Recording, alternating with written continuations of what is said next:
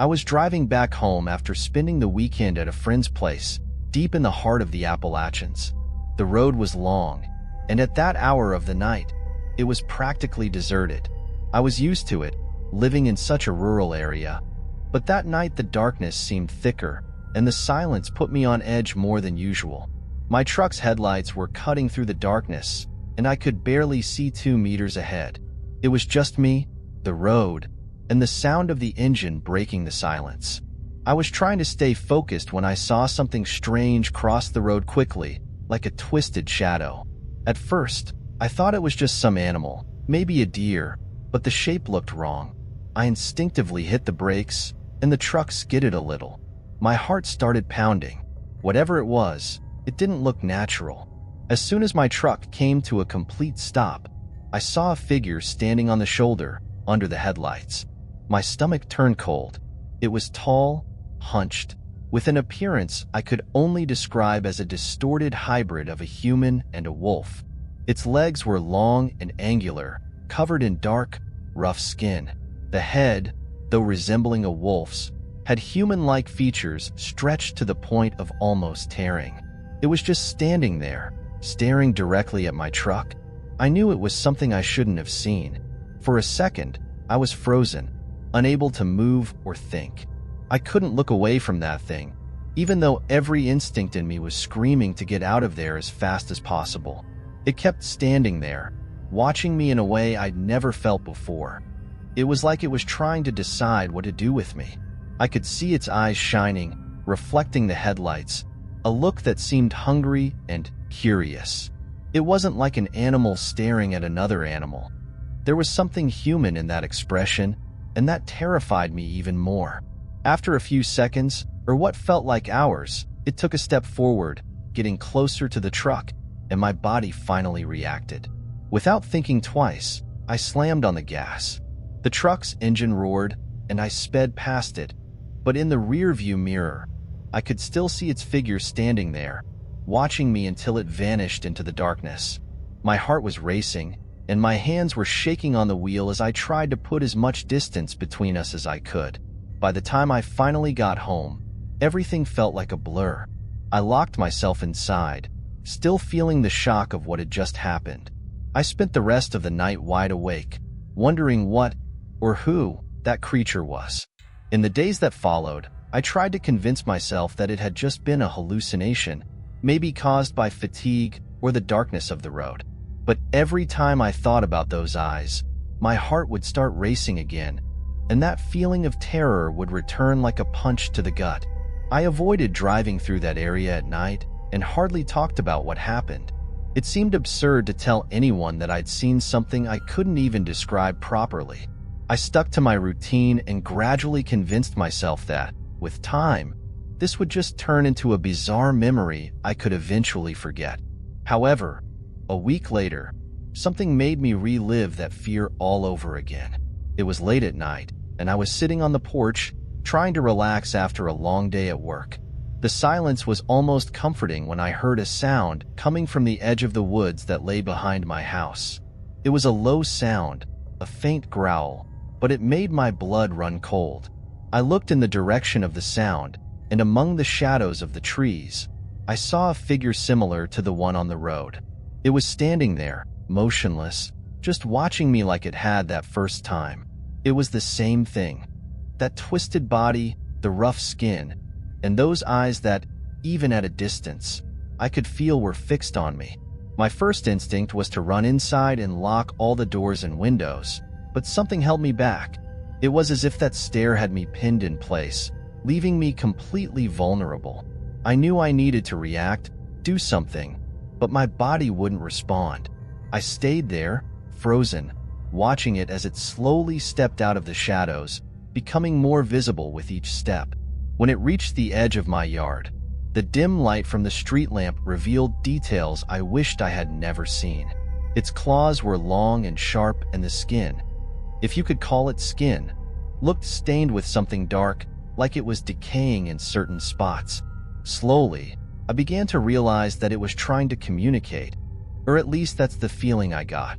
The eyes didn't stray from me. and there was an expression there that seemed like a mix of anger and understanding. It was almost as if it wanted me to know that it had been watching me, that it remembered me from that night on the road. When I finally managed to move, I took a few steps back, but I stumbled over the chair and fell into a seated position. Only then did the trance seem to break. The creature turned and disappeared into the woods, but I remained there, unable to move or make sense of what had just happened. After that night, my routine completely changed. I avoided going outside at night, even in my own home. I started closing all the curtains and locking every door and window as soon as it got dark, as if that could really protect me in case it decided to come back. I began having recurring nightmares, always with those eyes. That way it looked at me like it knew everything about me. I could barely sleep, and when I did, I would wake up sweating, feeling as if it was right there, watching me. Days were filled with a constant state of alertness, like I was waiting for something. A sign that it was over, or worse, that it was coming back. What really haunts me to this day, though, is that a few nights later, I found strange marks in the yard, close to where it had been standing. They were footprints, but not from any ordinary animal. They looked partially human, but with claws, as if someone had deliberately left a trail to remind me it had been there. Seeing that made me realize that no matter how much I tried to protect myself inside, it knew where I was, and nothing seemed capable of keeping it away. That feeling of vulnerability, of being watched and followed by something I couldn't understand, took away any sense of peace I had left. Over time, the sightings stopped, but the fear never really left. From time to time, I still get that strange sensation of being watched, especially near the edge of the woods or while driving at night. Sometimes, I even think I see something moving among the trees, but when I look again, there's nothing there. I don't know if it's just my mind playing tricks on me after everything I went through, or if it's still out there, waiting for the right moment to appear again. Those eyes still haunt my dreams, a constant reminder that, no matter how much I try to forget, it marked me in a way I can't undo. What torments me the most is the idea that it was real and was hunting me, as if it had chosen to leave me with a warning. I've only told this story to a few people, and most think I was just tired, that my mind made it all up because of the isolation and solitude of where I live. But I know what I saw, and I know what I felt. And even if no one else believes it, I know it was there, on that road and in my yard, watching me, marking me. To this day, I can't drive through that area at night, and every time I hear a strange noise near my house, my heart races, remembering that creature that, for some reason, chose to cross my path.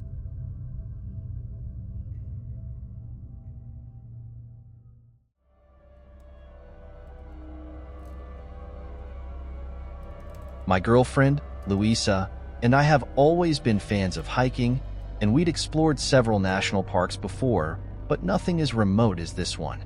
It was our first time camping in the middle of the park, and honestly, I was excited. The afternoon was beautiful and calm, and nearly the entire trail leading to the spot we'd chosen to set up camp was perfect. We found a more secluded clearing, well hidden and off the main paths. As we pitched the tent, we felt entirely alone and at peace, with only the sounds of the forest surrounding us. That was, until we noticed a figure approaching, and with that first glance, I already felt that something was off. It was a tall man, with a stern expression, carrying a heavy backpack. He greeted us in a cold manner and almost immediately asked, without much preamble, if he could camp with us for the night. I found the request odd and a little too direct, but we tried to be polite, saying we were only passing through and planned to take down the tent early the next day. He gave a strange laugh and insisted, saying he preferred a safe spot for the night since, as he put it, you never know what might be lurking in the woods.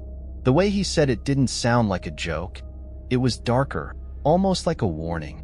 We felt awkward, unsure of how to respond, but he eventually sat down next to us and began talking about his adventures in the wilderness, as though our polite refusal meant nothing. As he kept talking, a chill crept up my spine. The more he spoke, the more uncomfortable things became. He would share survival stories like he was trying to impress us, but the way he described each detail was unsettling. He mentioned that he knew where to find water even in the driest areas of the forest and could catch any animal if necessary. But the way he said these things was strange, almost as though he was testing our interest or patience. I looked over at Louisa and saw she was clearly uncomfortable, pressing her lips together and avoiding eye contact with him.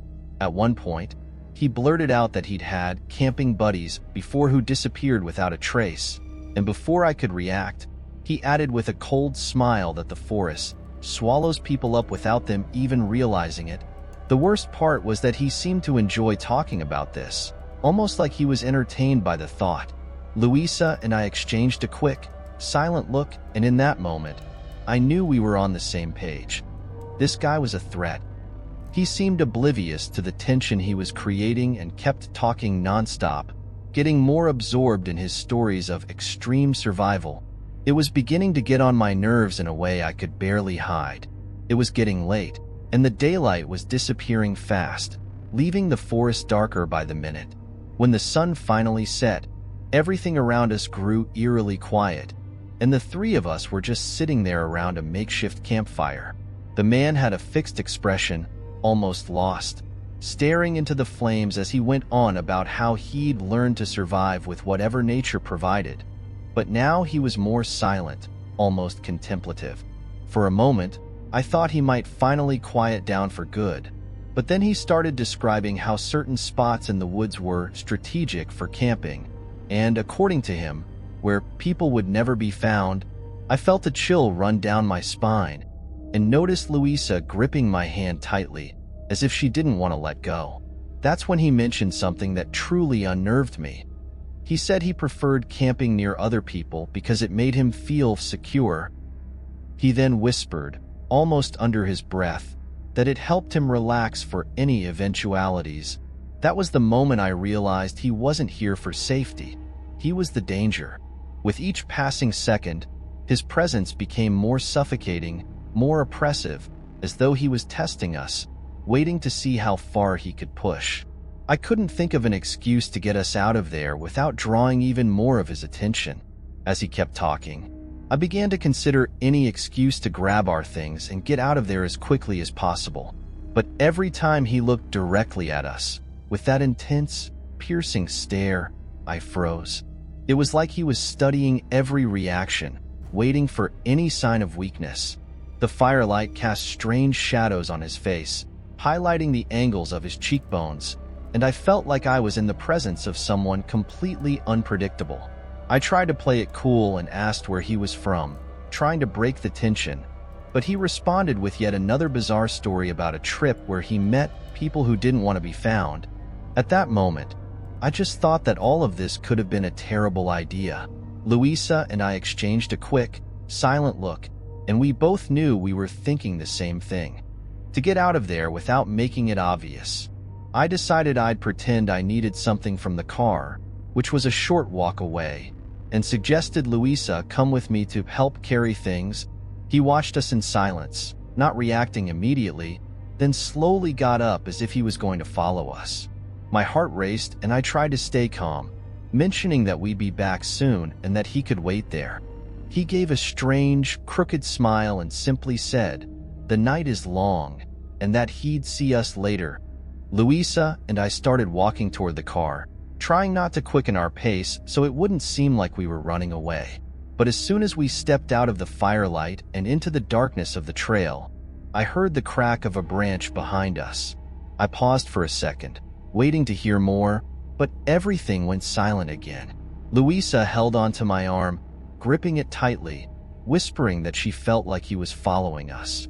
I looked around but couldn't see anything other than shadows blending into the vegetation.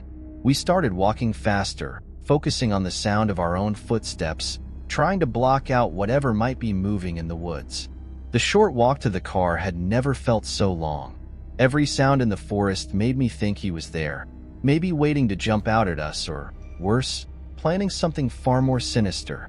When we finally reached the car, I felt a massive wave of relief, but as I looked back toward the campsite, I could only see the faint light of the fire and a shadow standing beside it. It was him, just standing there, watching us, as still as a statue. It felt like a scene straight out of a nightmare. We got into the car, started the engine, and drove away as fast as we could without looking back. The whole way back, I felt like we were being watched, even though I knew we'd left him behind. The road out of the park was narrow and winding, and Louisa kept glancing in the rearview mirror, tense, as if she expected to see him appear behind us at any moment. I tried to focus on the road, but the adrenaline was still coursing through me. Even after a few miles, that sense of danger wouldn't leave. Louisa mentioned she thought she'd seen something among the trees as we were leaving, but she didn't want to look again. I felt something strange too, like the forest itself was full of eyes. I never thought an innocent camping trip could end like that, with us fleeing into the night, terrified to look back. Since that night, I haven't been able to go camping again. Sometimes I still picture him standing there, unmoving, with that strange smile as he watched us leave. It's like he calculated every detail, every word, just to see how far we could endure. Even now, I have no idea what he really wanted, whether it was just to scare us or if he had other plans. But somehow, his face and those words about friends who were never found have never left my mind. Maybe he was just another weird guy. Or maybe that night, we narrowly escaped something we'll never fully understand.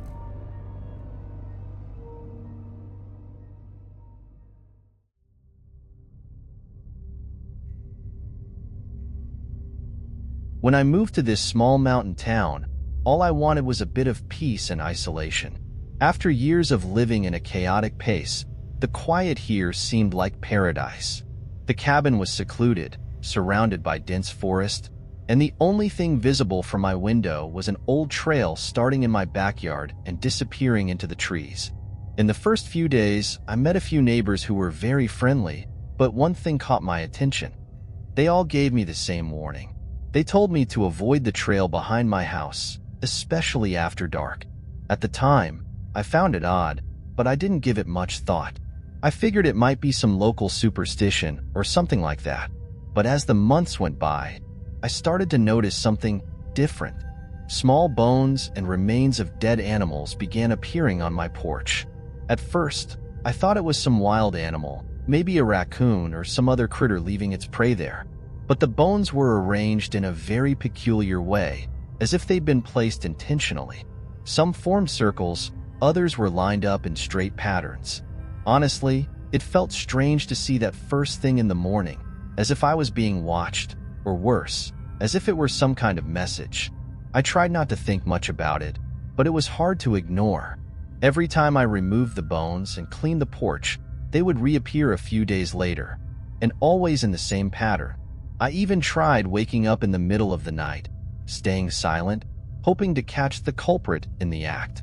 But the night was so dense and quiet that I couldn't hear anything except the wind rustling through the trees and the faint sound of branches moving. At some point, I started to think maybe one of the neighbors was playing a prank on me. The town was small, and being the new guy, maybe they wanted to scare me or test me. However, as the days went by, things only got worse. One day, I found a small cross made of bones tied with some kind of dark string, placed right in the middle of my front door. And that's when it hit me. This wasn't a prank. It seemed way more serious and personal. Whoever was doing this seemed to want a reaction, as if they wanted me to understand a message. I just couldn't figure out what it was. After that cross, I started to feel really uncomfortable. I began asking my neighbors more directly about the trail, trying to find out what exactly they knew or why they avoided it so much. But no one gave me concrete answers. Some would just look away, while others changed the subject as if it were some kind of taboo. It felt like everyone was hiding something. The sense that I was being targeted by something unknown grew stronger, and over time, I started noticing that some people would even avoid looking at my house when they walked by. One particularly cold night, I decided to stay up in the living room, lights off, waiting to see if anything happened. Around 3 in the morning, I heard a soft noise, almost like scratching, coming from the porch. My heart started racing, but I stayed still, just watching through the partially open window. In the shadows, I saw a hooded figure moving slowly and precisely, crouching near my door. I couldn't see their face, but I noticed they were holding something small, which they placed on the ground before disappearing back into the darkness. I waited a few minutes after the figure vanished before gathering the courage to go outside and see what they had left. When I opened the door, the cold night air sent a shiver down my spine, but what I found on the ground truly froze me inside. It was another collection of bones, but this time arranged in an even more complex symbol that I'd never seen before. In the center of the arrangement, there was a dark feather, almost black, carefully positioned. The feeling that this was some sort of ritual, maybe a warning, started to seriously unsettle me. It couldn't be a coincidence. Someone was trying to mess with me, but the reason remained a mystery. After that incident, I decided to reinforce the house's security. I installed a few cameras on the porch and around the property, hoping to catch whoever was doing this. But in the following nights, nothing happened. It was as if somehow, whoever it was knew I was prepared. For a few days, I even felt a bit relieved, thinking maybe it was over. But that relief didn't last, because the next week, when I went outside to grab the newspaper in the morning, I found the porch camera shattered on the ground, broken into 1,000 pieces. That was a blow to what little piece I still had. If I was scared before, now I was terrified. Someone not only knew where I lived and what I was doing, but they also managed to avoid all my attempts to find out who they were. It was like I was being constantly watched, and the worst part was the feeling of helplessness. I'd clean up the remains, fix what I could, but it seemed like the more I tried to ignore it, the more intense it got. I started having trouble sleeping. Any noise in the house would make me jump. Sometimes I'd wake up in a cold sweat, with that image of the hooded figure approaching my house fresh in my mind. Then, a detail came back to me. I vaguely remembered a conversation with one of the neighbors who had warned me about the trail and mentioned something about respecting what was there. At the time, I hadn't paid much attention, but now those words made more sense. It was as if the presence of the trail held some kind of power or influence that I had been unknowingly disrespecting. I thought about simply ignoring its existence, but curiosity started to grow. I needed to understand what was happening, and the idea of going down that trail started to seem less absurd, despite all the fear I felt. The next day, late in the afternoon, I decided to take a closer look at the trail. I waited until the sun started to set, as if the timing could somehow help me understand better whatever respect the neighbors had talked about. The path was narrow, covered in twisted branches, making it hard to walk through. Every step I took seemed to echo in the silent forest, and a feeling of regret began to creep over me. I was going against all the warnings and venturing into a place that clearly didn't want me there. But, for some reason, I kept going. After a few minutes, I noticed something strange. Among the trees further ahead, there was a small clearing, and in the center of it, an improvised altar made of stones and, to my surprise, more bones. But this time, the bones weren't small like the ones that had appeared on my porch. They were larger, much larger. Suddenly, a foul stench of rot filled the air, strong and nauseating, and the feeling of being watched became unbearable. It felt as if dozens of invisible eyes were fixed on me, waiting for my next move.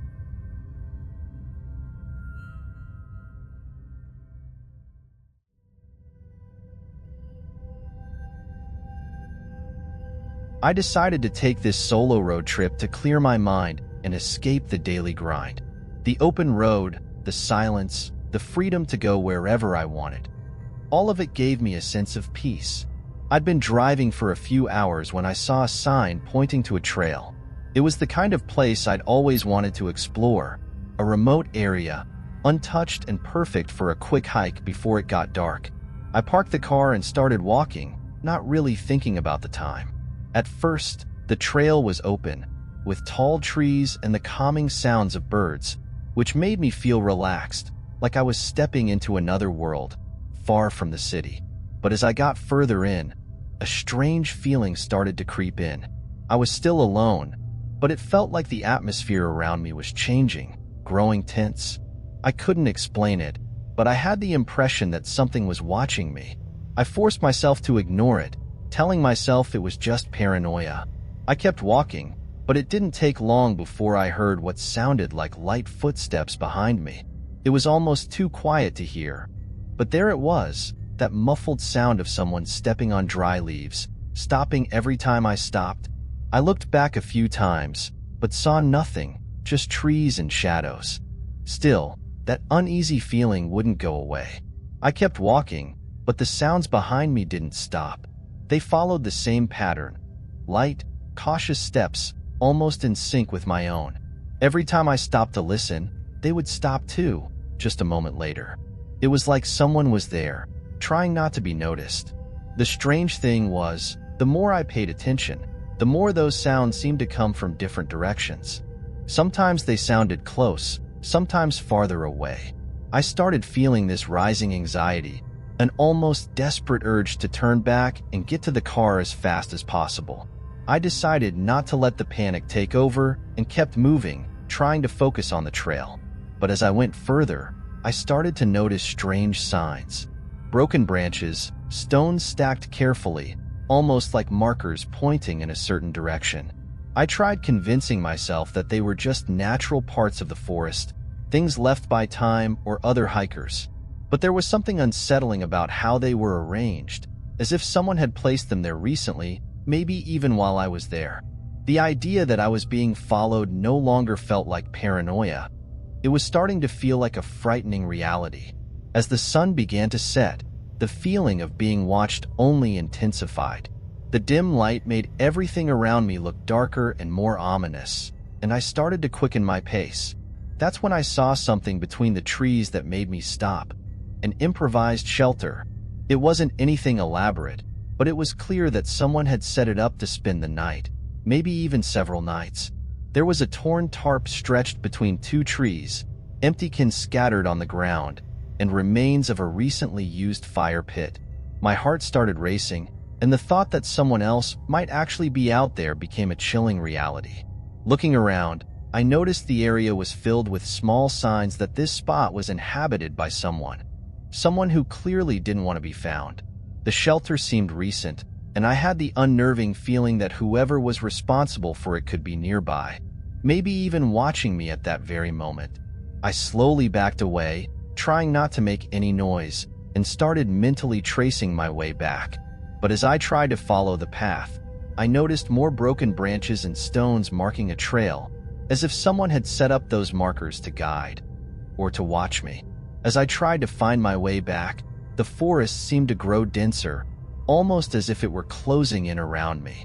Every broken branch and stacked stone made me feel more vulnerable, as if someone were guiding me toward a trap.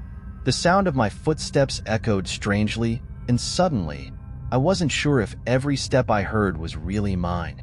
There was a faint rustling, like additional footsteps, but every time I stopped to listen, the sound disappeared. It was like a twisted game of hide and seek. Then, at one point, I stumbled over a pile of dry leaves. At first, I thought it was just part of the forest floor, but when I bent down to look, I saw something hidden there. It was an old knife, with a worn handle and a rusty blade. It didn't make sense for it to be there, and the thought that someone might have left it there on purpose for me to find terrified me. I threw the knife to the side, trying not to think about what it could mean, and started running. I knew I needed to get out of there before it got completely dark. As I ran, the last bit of daylight vanished between the trees, and everything around me was swallowed by dense darkness. The forest, which had once felt welcoming, now seemed like a trap with no way out. Every noise was amplified. Every branch that cracked under my feet made my heart race even faster. The footsteps behind me were now more distinct, as if someone had finally given up on hiding and started following me for real. My whole body was shaking, and I tried to convince myself it was just panic, that there was no one really there. But then, suddenly, I saw something on the ground that made my stomach drop.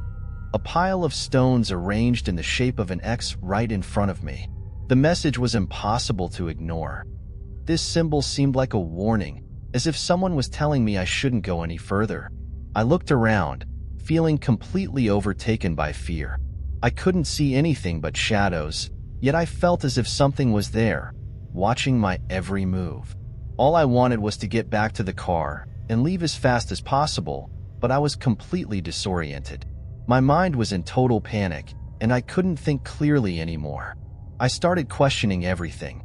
Every step I took, my decision to enter that trail alone, ignoring those first strange signs.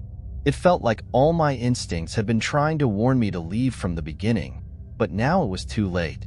I was surrounded, in the middle of nowhere, with no one to ask for help, and it felt like any wrong move could be my last. Every time I tried to find my way back, I encountered more piles of stones or broken branches, as if the forest itself were conspiring to keep me there. Then, in the absolute silence that had fallen, I heard one last whisper, very close, as if it were right next to me.